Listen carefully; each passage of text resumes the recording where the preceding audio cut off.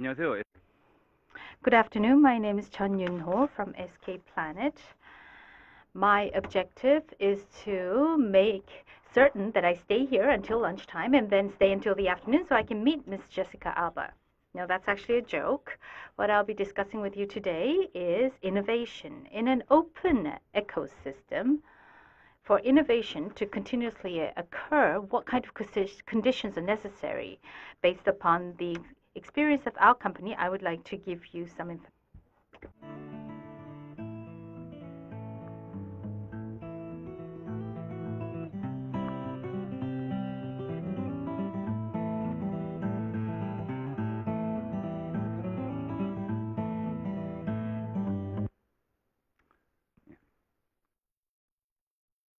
예전엔 이런 일을 하려면 100만 원 넘는 돈을 주고 In order to do this in the past, you would have to pay a lot of money to buy a Photoshop application, install it on your computer, and I would write and read through various manuals. But now,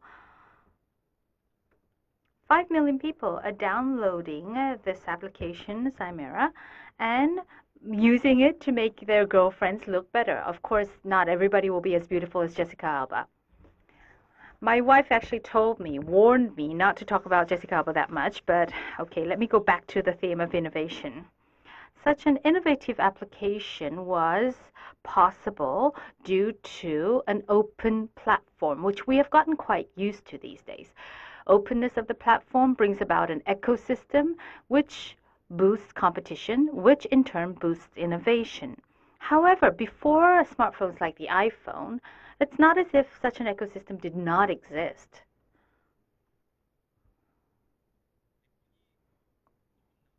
When the iPhone was first introduced to the market, the phone in itself was innovative, that's true. But additional innovation came from opening up the App Store to developers so that many developers were able to make their own applications, and competition among developers took place, and this brought about innovation. Google, Facebook, and other social platforms went in the same direction. And the commonality of such successful ecosystems is that opening up the API or the SDK and opening up of the stores would allow the developers to come in, create and develop their applications, and that will create new competition, which boosts innovation, which in turn creates a larger ecosystem. I don't think you would remember this, but in the past there was an open platform called Whippy in Korea.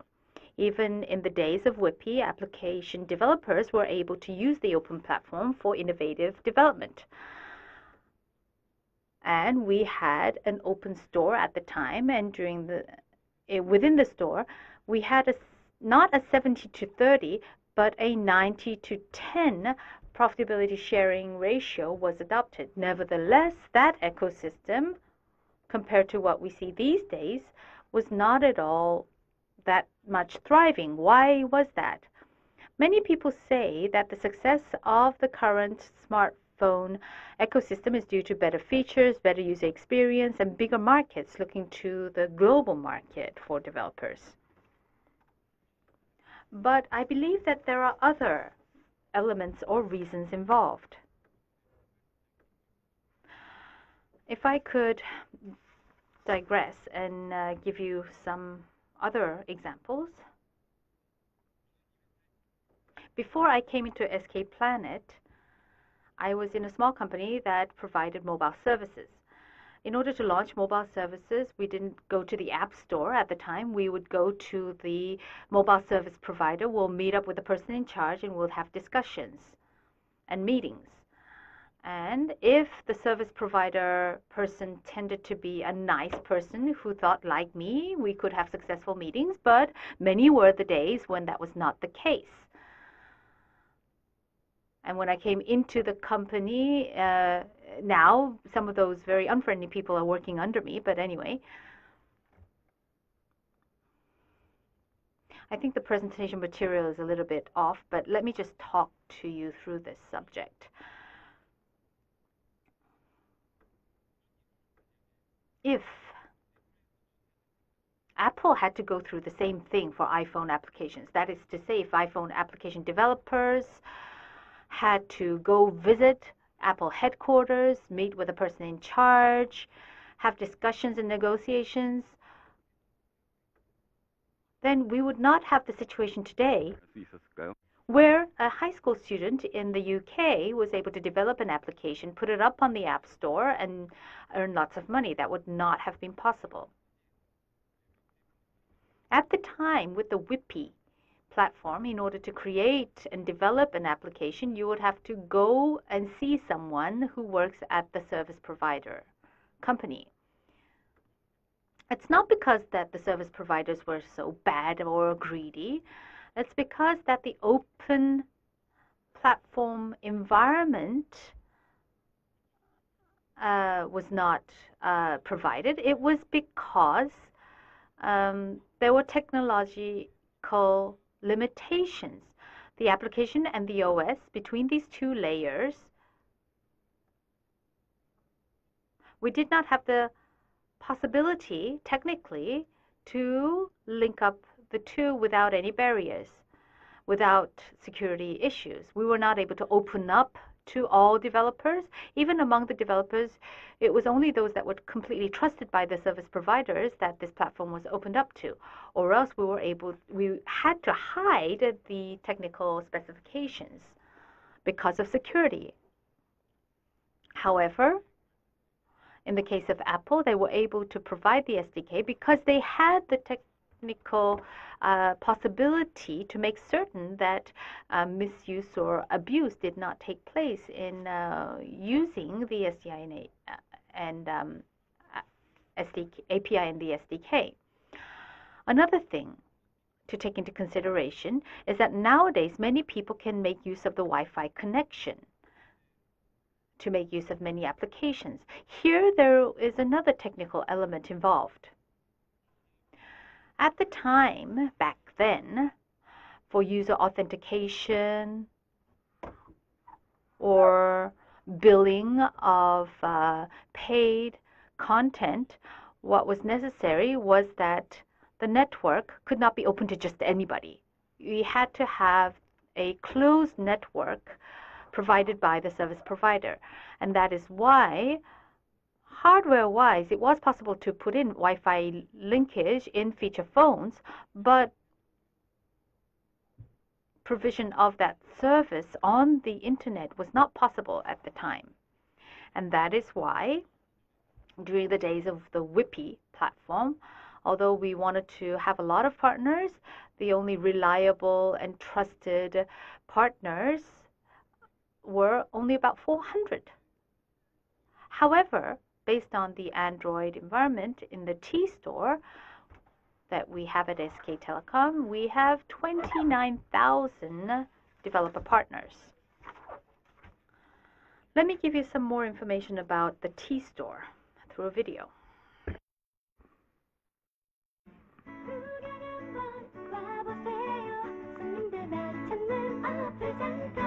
하루에 100만 건 없을 건 없답니다. 티스토어 이것이 바로 대한민국 앱스토어 온갖 어플이 콸콸콸 생각대로 예, T스토어는 누구? T-Store is a place where anyone can go to buy or sell games, application, music, video, comic books, or ebooks. Individual developers or developer companies can go on the T-Store. When we first tried to open up the T-Store in 2009, there were many concerns because Android phones already had Google Store installed and Apple's iPhone App Store apps, in terms of quality and in terms of volume, were much more advanced. And there were not many Android applications in Korea that we could make use of. So at the time, we had the choice of either wait until that kind of an ecosystem was built, but that was not an option for us. So what we decided to do in order to activate the ecosystem was to create the Symbiosis Innovation Center. So we started to, through this center, provide assistance to developers, and 50 startup companies were supported through this program. And at the time, maybe this is only natural, but there were not many Android developers out there. So we had a lot of developer education programs where we invited developers and provided about 50 education programs for them, actually 90 programs, and we have so far provided education for over 90,000 developers. Also, for a mobile application to be successfully out there in the market, we have to test them on the cell phone devices.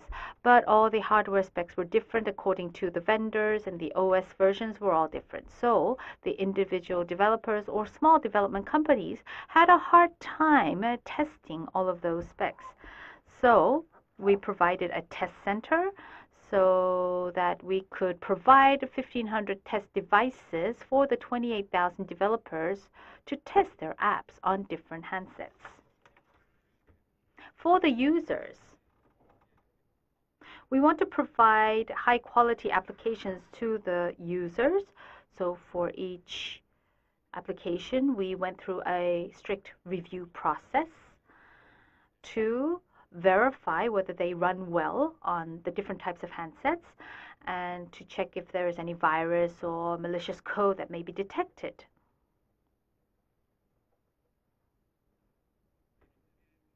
Regarding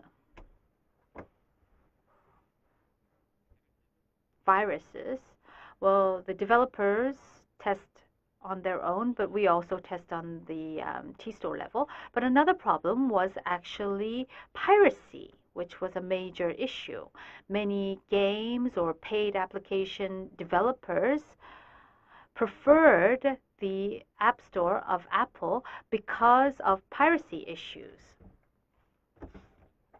For example, in China, there's actually a store that provides just these pirated applications, and a game that was developed by someone else can be copied and pirated, and the items that you have to buy to play those games were put up on that private store.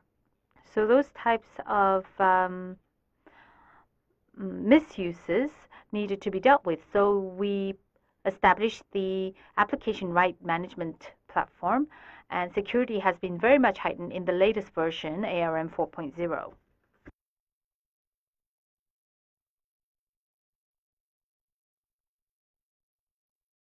As a result, in 2011, T-Store recorded the accumulated download of 1.2 billion with 20 million subscribers.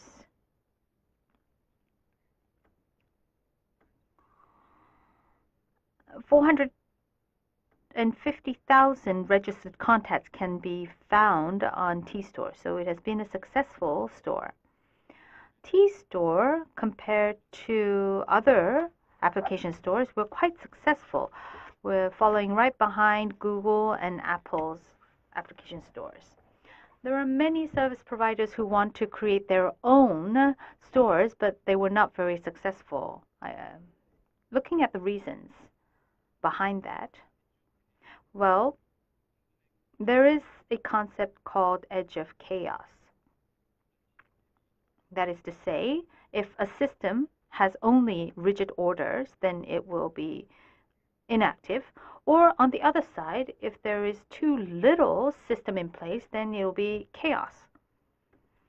So the ecosystem needs to find a balance between the two for many innovations and developments to occur. However,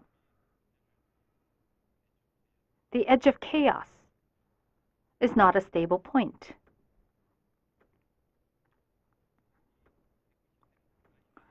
Ecosystem, if you just leave it be, does it develop itself on its own? That doesn't seem to be the case. it tends to sway either to the order side or the chaos side. And that is why such an ecosystem, for it to have the most appropriate point on the edge of chaos, there are many efforts that need to be taken. For example, providing an open platform, providing a lot of developer support for the developers to be active on that platform, and also have some tools for monetization. At the same time, on the right-hand side, we need to have security by design so that we do not fall into the chaos, and application verification, as well as anti-piracy measures. These types of technical measures need to be in place. And this type of a balance, as time goes by, social, technical, and other types of influences will always need to be reflected. A successful ecosystem with the passing of time will grow and evolve. The same holds true for the digital ecosystem. With just one OS or one social network as a major platform, that's what we're seeing right now. But in the future, there will be more which will be linked together. Based upon the T-Store, we have established a successful ecosystem, but we are always pursuing an involvement or a development of that. So the API, in order to open it up in an integrated manner, we have created the Planet X platform, so that the users with just one ID and one password can enter into all of these different areas. This type of a digital ecosystem applies not only in the online world, but also on the offline world.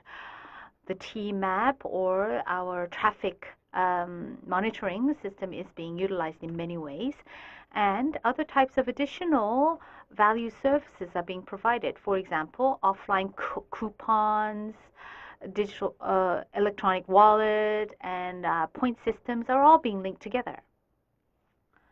Such a platform is also being introduced in the overseas market. For example, the shopping mall, 11th Street, is going on to other markets, as you see here. And Picket, which started in Korea, is now opening its services in Singapore and many other countries.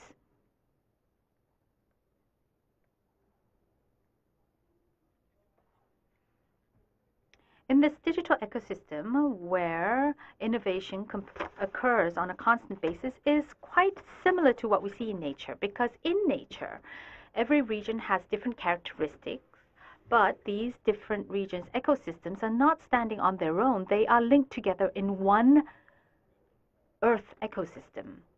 And we also have a very complex linkage of the ecosystem in the water, on the land, and in the air. The social platforms, the messaging platforms, online and offline ecosystems, they all seem separate. However, all of these platforms, when they are linked together, in the future, we'll see a more complex and a more global ecosystem arise.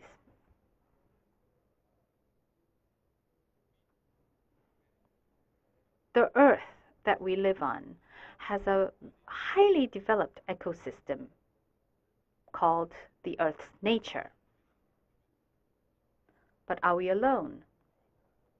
Maybe, according to some other theory that we are not aware of, instead of being on the edge of chaos, it has continued to thrive for other elements or reasons that we are not aware of.